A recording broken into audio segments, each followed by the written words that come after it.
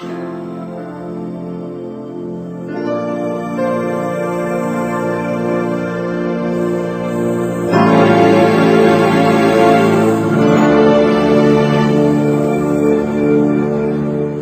paz do Senhor Jesus, irmãos.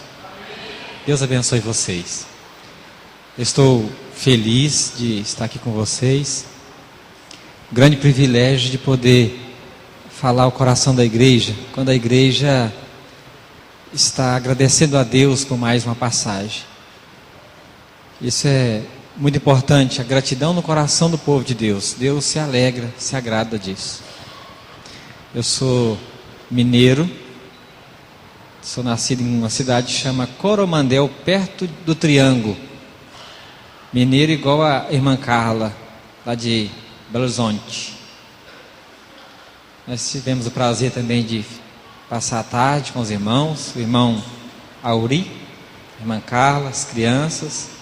Também está com a gente o Nilson, que é um amigo e irmão lá da igreja, que vem nos trazendo lá de São Pedro, aqui perto de Piracicaba, interior de São Paulo.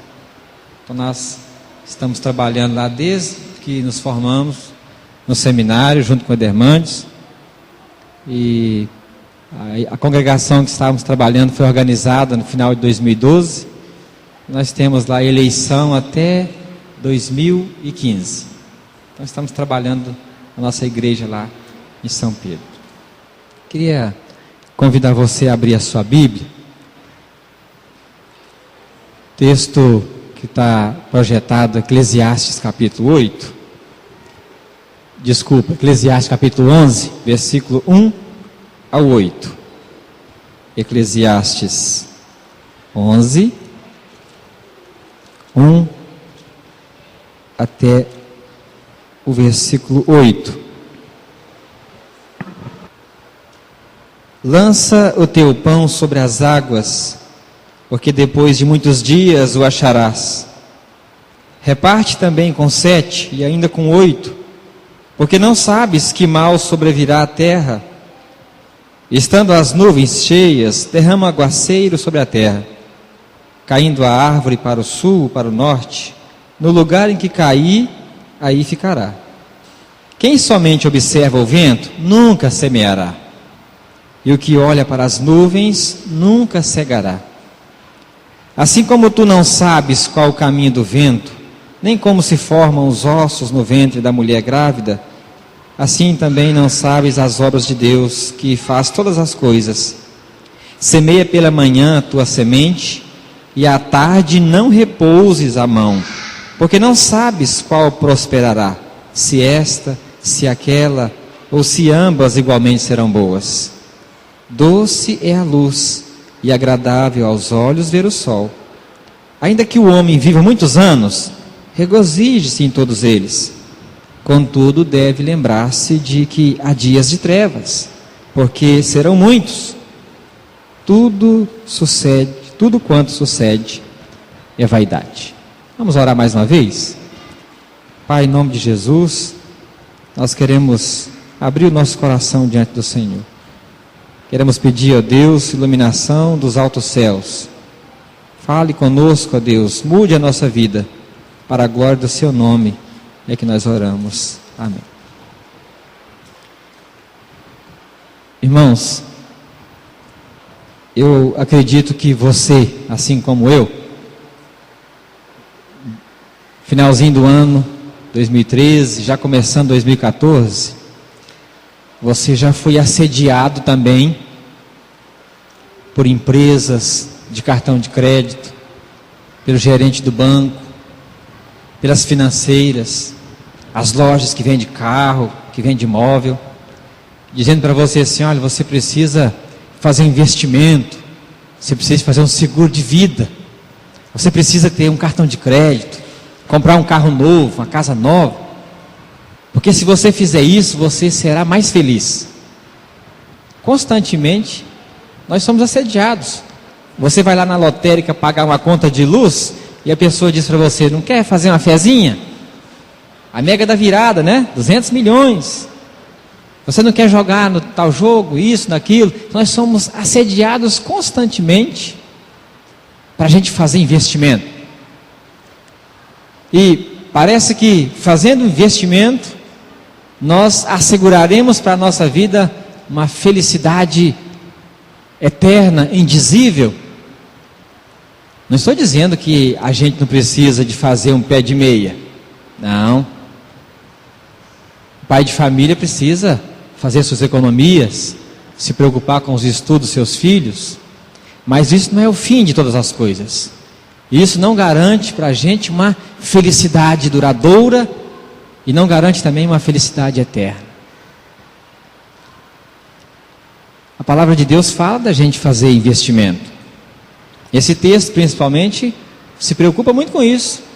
E diz assim que nós devemos ter nossas esperanças renovadas constantemente. Precisamos pensar no dia de amanhã, precisamos de fazer projetos, planos, e precisamos de fazer investimentos, sim. Renovando sempre a nossa esperança. Como? Aí a gente vai olhar para o texto, e o texto bíblico diz assim: você tem que renovar a sua esperança. Mas a sua esperança deve ser renovada em Deus. E por incrível que pareça, esse texto bíblico fala para a gente sobre investimento também. Mas não de investimento financeiro. Ele fala assim para a gente que, para a gente ter uma vida feliz, para a gente ter a nossa esperança renovada, nesse novo ano que recomeça, e como eu disse para a igreja lá em São Pedro, recomeça na nossa perspectiva humana, porque na perspectiva divina, a vida continua, os dias, os meses, os anos, e aquilo que Deus estava planejando para você em 2013, Deus continua fazendo isso em 2014, mas na nossa perspectiva humana é importante a gente pensar assim, que as coisas se renovam com os anos que vão se renovando, e o novo ano. A palavra de Deus diz assim para a gente, para a nossa esperança ser renovada, e para que o ano de 2014 seja um ano especial na nossa vida, pensando como igreja, como família, como servo e serva de Deus, como funcionário, como patrão, nós precisamos de fazer bons investimentos. E o primeiro que o texto diz é: invista em relacionamentos. Investimento mais seguro que você precisa ter é num relacionamento humano, num relacionamento saudável. Bom relacionamento, para começar, com a família. Um bom relacionamento familiar é o melhor investimento que a gente pode ter. Bom relacionamento com as nossas amizades, boas amizades. Bom relacionamento no círculo da fé, na igreja, na casa de Deus. Isso é a coisa mais importante que um servo de Deus precisa ter, se ele quer ter a sua esperança renovada, e precisa fazer isso na presença de Deus. Bom relacionamento com os vizinhos, importantíssimo. Nós nos mudamos para São Pedro, e a gente foi com uma criança de 1 ano e 9 meses, quando nós mudamos para São Pedro. Chegando lá, pensando, planejando projetos, nós descobrimos que Fernanda estava grávida da Lavínia. Então, gerou um certo transtorno para a gente. Quando a Lavínia nasceu, Fernanda teve um problema de saúde, uma mastite, que teve que fazer 2 cirurgias.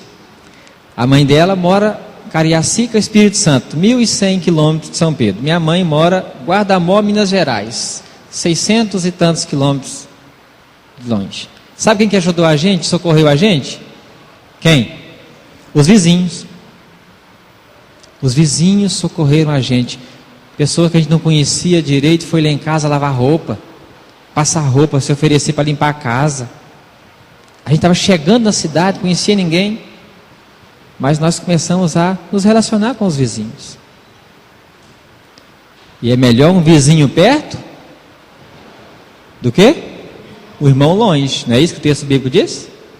Melhor ter um vizinho perto do que um irmão longe. Relacionamento é uma coisa fundamental para que a gente tenha a nossa esperança renovada. Sabe por que isso é importante? Vivemos em dias de relacionamentos frágeis. Vivemos dias de relacionamentos frágeis. Você tem Facebook? Quantos amigos você tem no Facebook? Mais ou menos.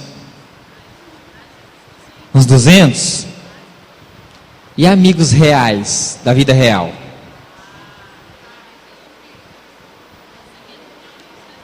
Uns 10, talvez, não é? Os nossos relacionamentos são frágeis. Sabe por quê? Porque são irreais, virtuais. Os relacionamentos do século 21 são relacionamentos que se frustram com muita facilidade. Falou que você não gostou, você bloqueia. Você oculta a pessoa, a página.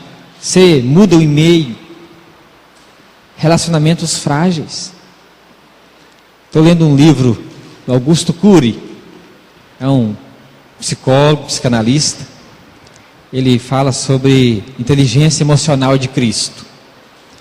Ele diz que os nossos jovens, essa geração da juventude que nós estamos vendo na igreja, na sociedade, na escola, é uma geração que não tem inteligência emocional. Ele diz, esses jovens, infelizmente, vão lotar os consultórios médicos, psicólogos no futuro. Porque eles não sabem lidar com os relacionamentos, eles não sabem receber o não, eles não sabem confrontar, eles não sabem ser confrontados.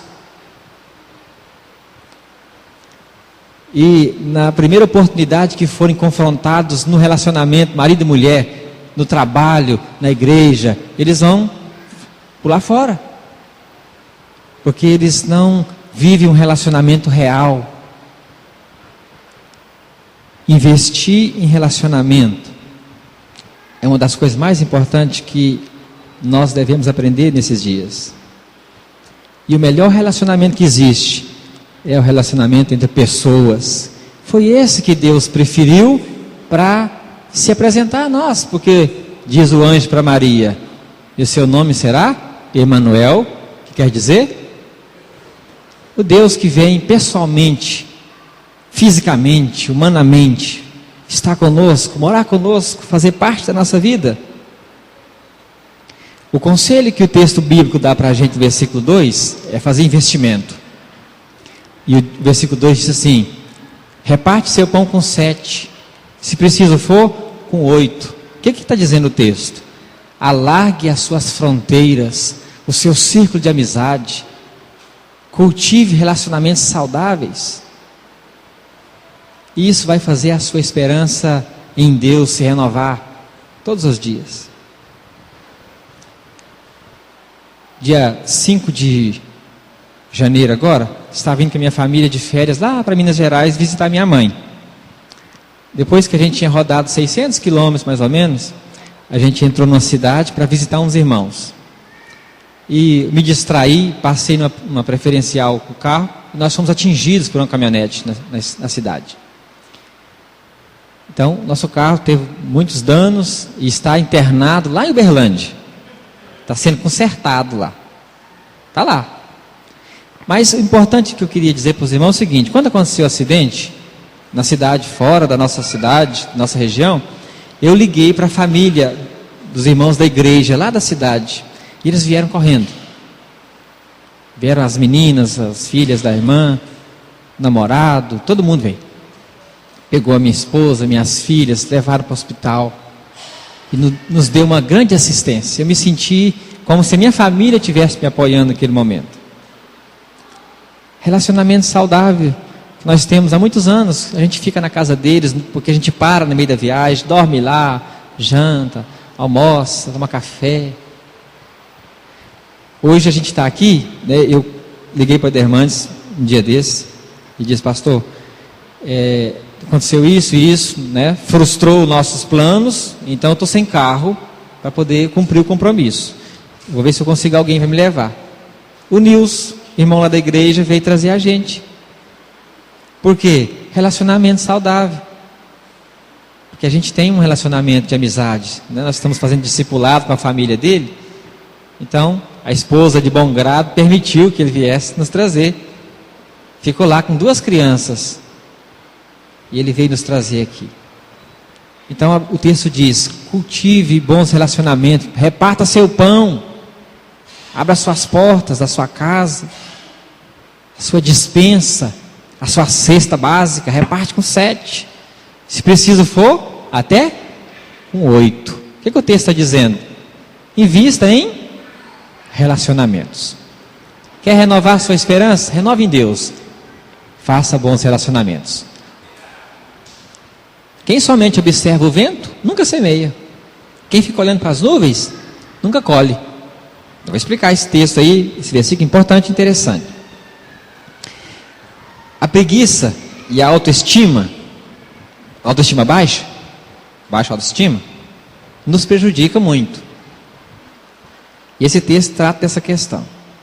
Por quê? Vamos observar o contexto do texto bíblico.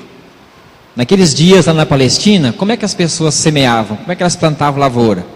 Pegava, fazia lá com o arado, com o boi, o risco na terra.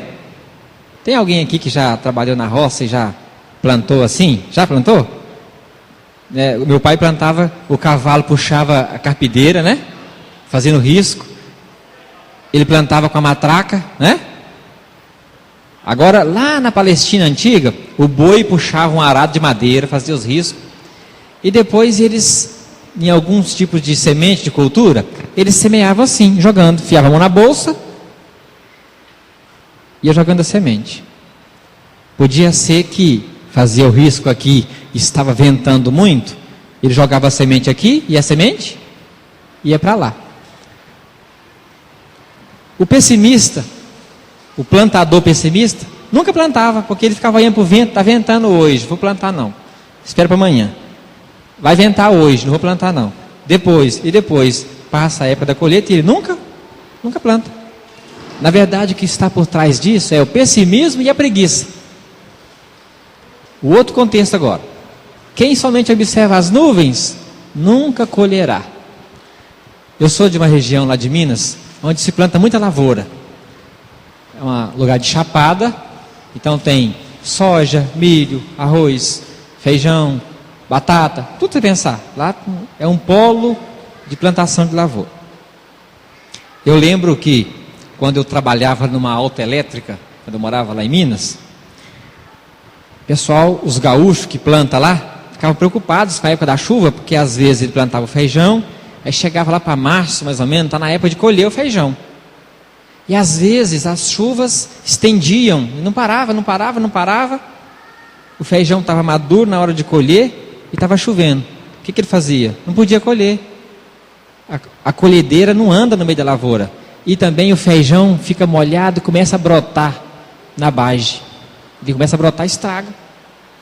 Quando dava um olhinho de sol, eles corriam subir a serra, colhia tudo e levava para o secador. A preguiça faz olhar para o tempo e dizer assim, vai chover, vamos subir hoje não. Amanhã vai chover, depois vai chover e nunca colhe. E o feijão estraga. É um exemplo. É isso que o texto bíblico está falando. O otimismo e o pessimismo é uma coisa que norteia às vezes a nossa vida. Tem uma frase aí que diz o quê? O pessimista vê dificuldade em cada oportunidade. O otimista vê oportunidade em cada dificuldade. Se a gente não trabalhar, não correr atrás, não acreditar, a gente vai ter dificuldade de ter uma vida com esperança no novo ano que recomeça. Você pode dizer assim, esse ano vai ser igual ao ano passado. Não vai dar certo. Essa é a visão do pessimista. Já ouviu aquela ilustração do copo de água? Que para o pessimista, esse copo está quase vazio. Para o otimista, ele está quase cheio. Em todas as áreas da nossa vida, na igreja que comemora 49 anos, nos seus 10 anos de casamento, 20, 30, nos 5 anos ou 5 meses de emprego que você está vivenciando, ou nos 4 meses que você está procurando emprego, isso influencia muito. Sabe um conselho que é importante, que o texto fala para a gente? Deixa o pessimismo de lado. E eu digo um conselho para você: fuja de pessoas pessimistas. Elas têm um poder muito grande de desanimar a gente. Tem um estudo que diz assim, se você colocar uma sala 9 pessoas positivas e uma negativa, no final do dia, a tendência é de que mais pessoas estejam negativas do que se fosse o contrário. Você colocar 9 pessoas negativas e uma positiva. O positivo tem mais dificuldade de influenciar os negativos do que o contrário. Entendeu?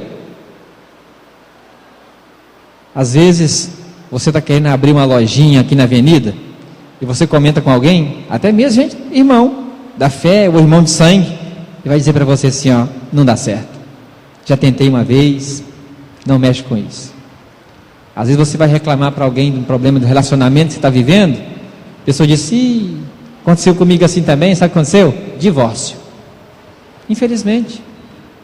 Você vai reclamar do problema do seu emprego, a pessoa diz assim, olha, isso aí vai de mal a pior.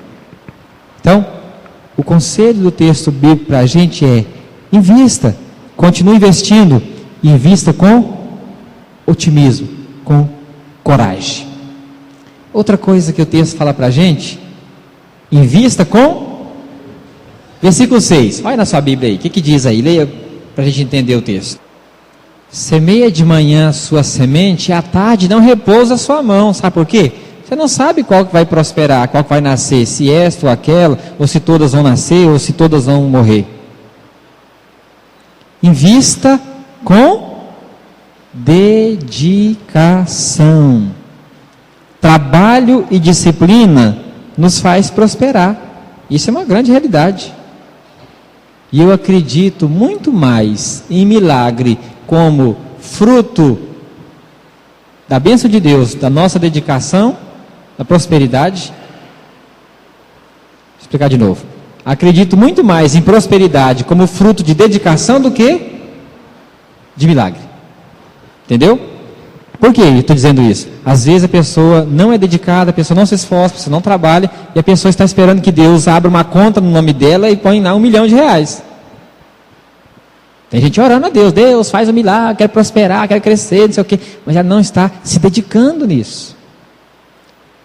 E o que o texto bíblico está dizendo é, você tem que renovar suas esperanças, você tem que ser a pessoa que vai vencer nesse ano, mas você precisa fazer o quê? Lança de manhã a semente, se ela não nascer, você precisa fazer o quê? Lançar de tarde de novo. Esse texto trabalha num contexto de agricultura. O texto está dizendo o seguinte, às vezes a pessoa vai lá e lança a semente, passa 10 dias, brota 6, 5, ele precisa de ter o quê? Sementes novas e boas, e coragem para ir lá e replantar aquelas que falharam. Isso chama dedicação, pessoas dedicadas. O texto bíblico está falando para a gente assim, você quer renovar suas esperanças em Deus? Renove em Deus, mas faça isso com dedicação, pessoas dedicadas. O irmão Auri, hoje à tarde, contar um segredo para vocês. A gente foi na praia, não vi a hora, as meninas amaram. O irmão Auri ficou em casa, tadinho, não foi. Sabe por que ele não foi? Quem sabe? Vocês sabem, está estudando. Eu não sei se aguentaria isso não. Todo mundo indo, família inteira, e ele ficou sozinho, estudando, calor desse. Dedicação. Você quer renovar suas esperanças, quer ser abençoado em 2014? Se dedique. Fica só esperando milagre e se não agir, fica difícil. Investir com dedicação. Você pode fazer qualquer coisa que você se dedicar a fazer. Qualquer coisa. Vou citar um exemplo assim, bem complicado. Estudei lá no IBEL, Instituto Bíblico Eduardo Lane. Inclusive, esse último canto que vocês cantaram, a gente cantava no coral. Muito bonito, né? É o cânone, né? As vozes ficam cantando separado, depois elas se fundem no final. Muito lindo. E lá no IBEL tinha aula de música e ensinava a tocar piano. Caí na besteira de perguntar para alguém um dia assim, quanto tempo que a gente leva para aprender a tocar piano? A pessoa disse para mim, se você quer tocar piano, qualquer lugar, qualquer música, na orquestra, 11 anos. 11? É. Então quer não. Muita dedicação. Mas qualquer pessoa que se dedicar e quiser tocar piano, firme mesmo, aprende a tocar piano. Mesmo quem não tem vocação, não tem... Pode até não gostar, mas aprende. Se dedicar, aprende. Você pode fazer qualquer coisa que você se propor a dedicar a fazer. Isso chama investir com dedicação. E o texto bíblico fala sobre isso para a gente. Às vezes, irmãos, é preciso a gente refazer, replantar, reeducar. Quem tem filho pequeno?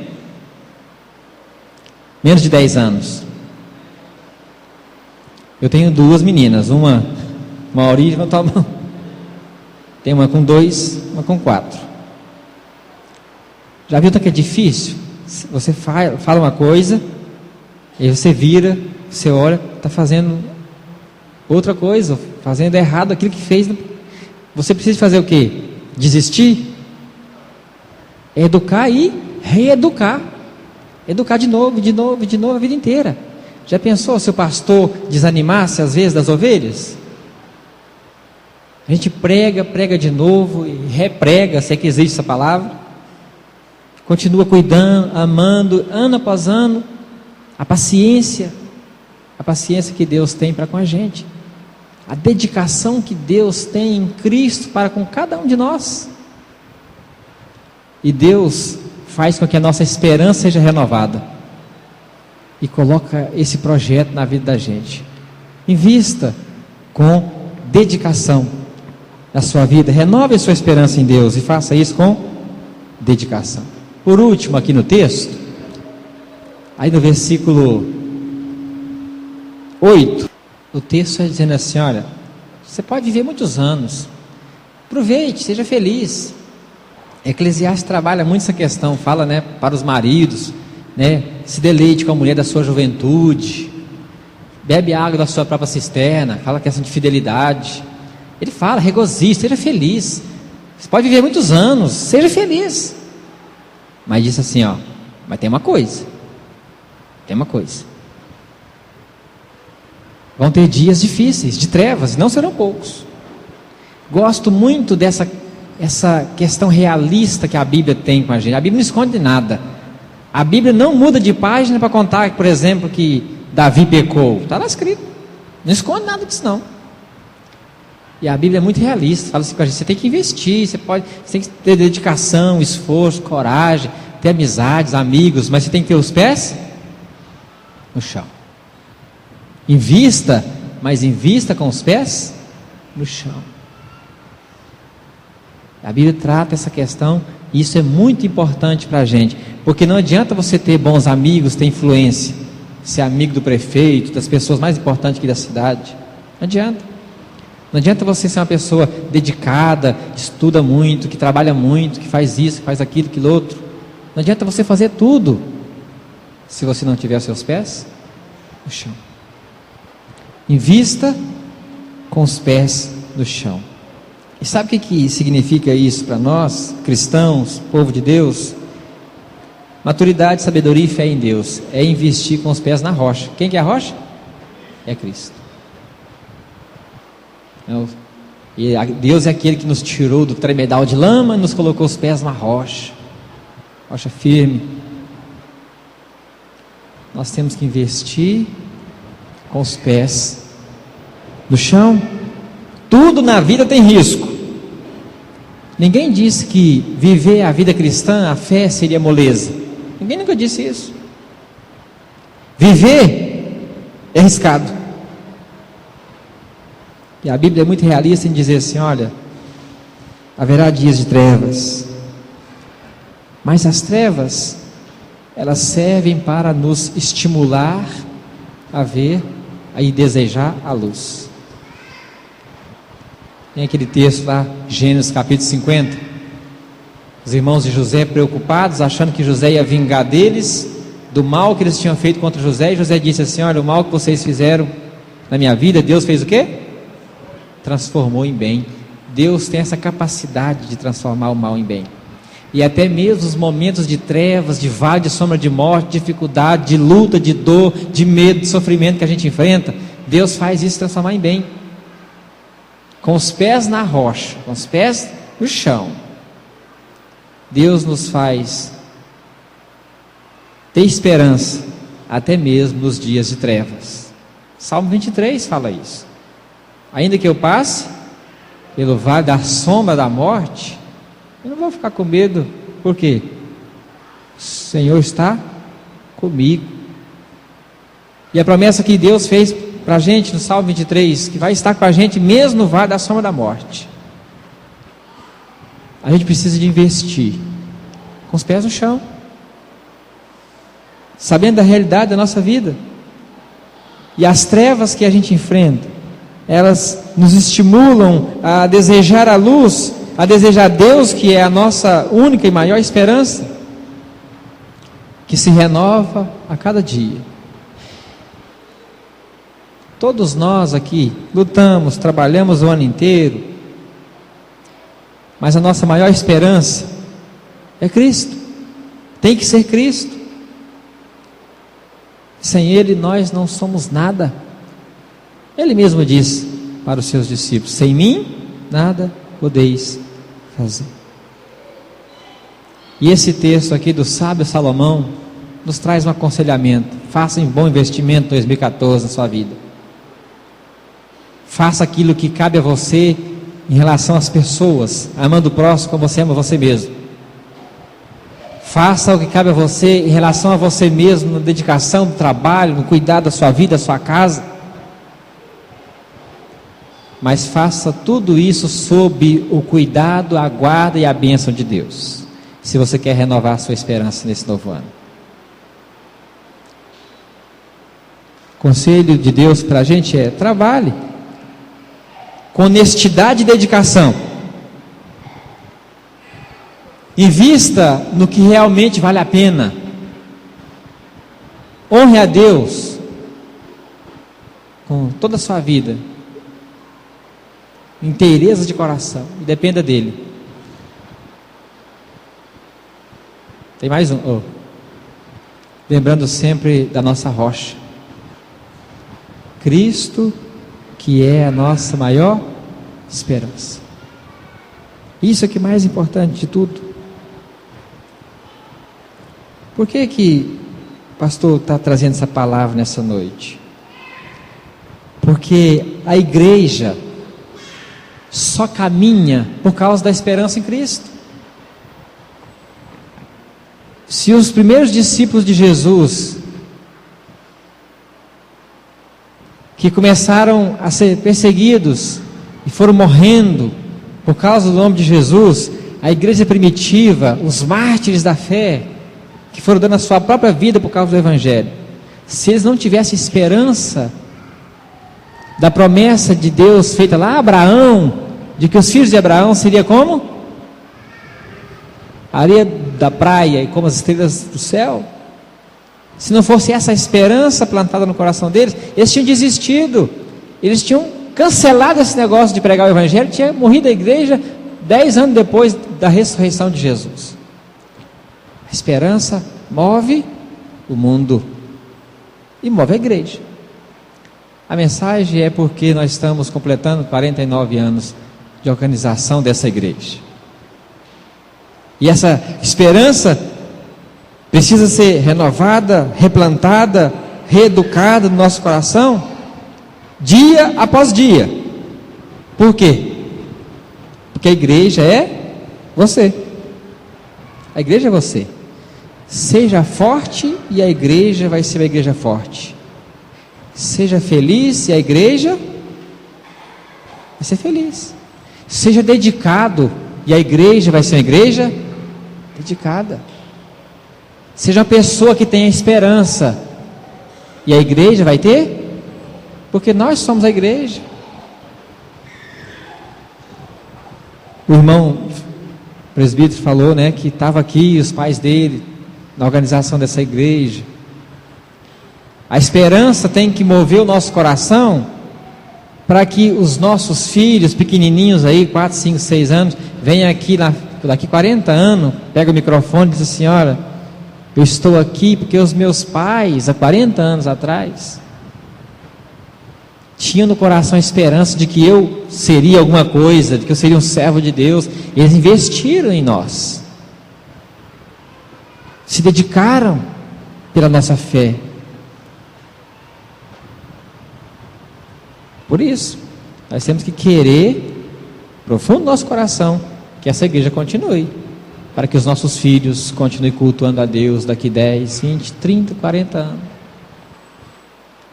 Porque como Pedro diz lá em Atos 3, essa é a promessa para vós outros, para os vossos filhos e filhos dos vossos filhos e quantos outros Deus chamar. É a esperança que vai fazer essa geração continuar. Não deixe a esperança morrer no seu coração. Quantas pessoas, infelizmente, que está encerrando, morrendo com eles, a geração de servos de Deus, infelizmente. A avó era, a mãe, o filho, aí o neto não é mais, o bisneto não quer saber. Infelizmente, tem acontecido muito isso. Oremos para que a igreja continue. E o que faz isso acontecer? Esperança. E a palavra de Deus chama a gente para renovar a esperança em Deus nessa noite. Amém?